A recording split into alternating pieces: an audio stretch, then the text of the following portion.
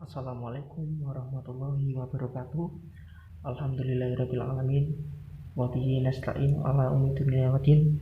Wassalatu wassalamu ala asyrafil anbiya'i wal mursalin sayyidina wa maulana Muhammadin nabiyil ummi wa ala alihi wa sahbihi wa barik wa salam. Amma ba'd. Perkenalkan, nama saya Syafiq Khaironi, NIM 63020170188. Saya jurusan Ekonomi Syariah, Fakultas Ekonomi Bisnis Islam di IAIN Salatiga. Di sini saya menyampaikan beberapa materi yang disampaikan oleh saya sendiri sebagai tugas ujian akhir sekolah dari Bapak Soleh, yaitu membuat sebuah vlog. Video saya sudah berganti kostum dan berada di tempat yang lain karena di masa pandemi ini tidak boleh berlama-lama di suatu tempat, apalagi di tempat umum, termasuknya tempat wisata. Oleh karena itu saya memakai masker. Ya, selanjutnya yaitu kita ke pembahasan materi, yaitu materi kita yaitu tentang apa itu pengertian ekonomi internasional, sejarah ekonomi internasional, serta tujuan apa itu internasional. Atau materi yang pertama. Nah, di dalam materi yang pertama ini kita akan membahas tentang sejarah ekonomi internasional. Nah, di dalam sejarah ekonomi internasional ini nanti terdapat jalur sutra, ada sejarah pemikiran ekonomi Islamnya maupun yang lain. Nah, di dalam sejarah ekonomi pemikirannya sendiri itu ada beberapa aspek. Yang pertama ada merkantilisme, klasik, dan yang lainnya. Kita langsung ke materi yang pertama yang menyangkut tentang sejarah ekonomi internasional. Yang pertama yaitu jalur sutra. Nah, apa sih jalur sutra tersebut? Nah, jalur sutra sendiri itu sebuah jalur berseri yang melalui Asia Selatan yang dilalui oleh seperti karavan dan kapal laut. Nah, jalur ini itu menghubungkan antara ada Chang'an Tiongkok dengan Antioquia, terus ada juga Suria, ada juga tempat-tempat lainnya yang berpengaruh atau yang berdampak dari jalur sutra tersebut. Nah, jalur ini itu tuh tersebar sampai pada Korea dan juga Jepang. Nah, pertukaran ini itu tidak hanya sangat penting untuk perkembangan kebudayaan yang berasal dari Tiongkok tersebut, tetapi ada di sekitarnya seperti India dan Eropa, namun juga menjadi dasar dari dunia yang modern. Nah, ini merupakan istilah yang disebut jalur sutra. Pertama kali itu digunakan oleh geografis Jerman yang bernama Ferdinand von Richthofen pada abad ke-19. Nah, jalur sutra ini membagi menjadi dua jalur. Yang pertama ada jalur utara dan jalur selatan. Istilah dari jalur sutra, yaitu materi dari sejarah ekonomi internasional. Selanjutnya yaitu kita ke pemikirannya. Nah, yang pertama yaitu merkantilisme adalah salah satu teori perdagangan internasional yang sampai saat ini itu masih digunakan, yaitu valid.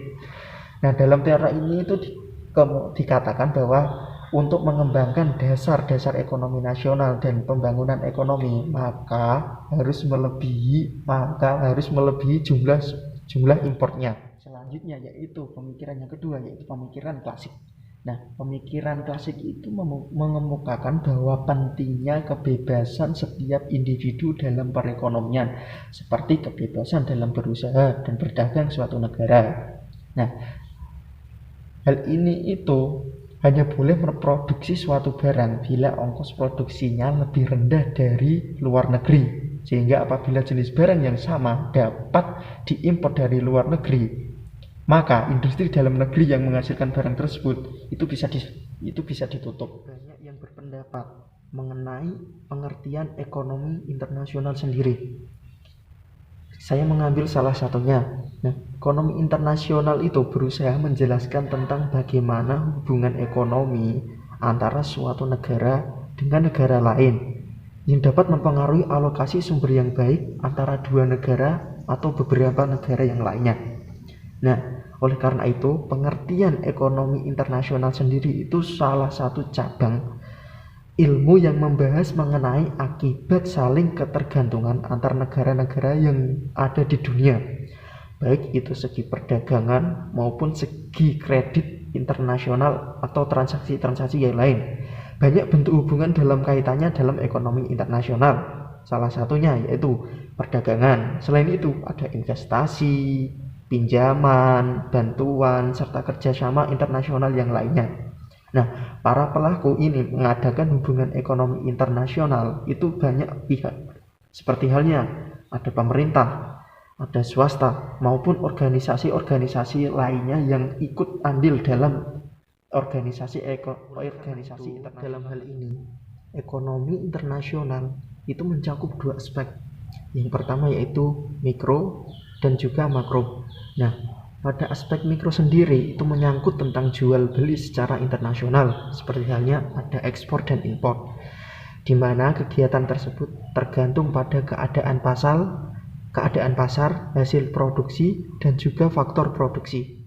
Selain menyangkut dua aspek tersebut, yaitu ekspor dan impor, di dalam mikro juga menyangkut tentang seperti halnya yaitu investasi luar negeri dan transaksi-transaksi internasional yang lain yang sifatnya unilateral serta neraca pembayaran. Kan pada aspek mikronya, ekonomi itu menyangkut masalah di mana masing-masing pasar saling berhubungan satu dengan yang lainnya yang dapat mempengaruhi pendapatan atau kesempatan untuk membuka lowongan pekerjaan. Kita langsung ke materi selanjutnya, yaitu kita membahas tentang tujuan ekonomi internasional. Kalau kita membahas tentang tujuan, ada beberapa tujuan yang dibagi dalam ekonomi internasional. Yang pertama yaitu spesifik, kedua umum. Nah, dalam spesifik itu merupakan campur tangan dari negara. Nah, kita langsung bahas ke tujuan utamanya saja. Nah, tujuan utamanya itu apa sih dalam kebijakan ekonomi internasional? Yang pertama yaitu autarki. Terus yang kedua adalah kesejahteraan ekonomi. Selanjutnya yaitu dari tujuan ekonomi internasional yang ketiga yaitu proteksionisme. Terus ada neraca pembayaran yang menguntungkan, terus ada tingkat employment yang stabil, dan yang terakhir pembangunan ekonomi. Nah, kebijakan ekonomi internasional itu terus berkembang dan mengalami perubahan dari waktu ke waktu.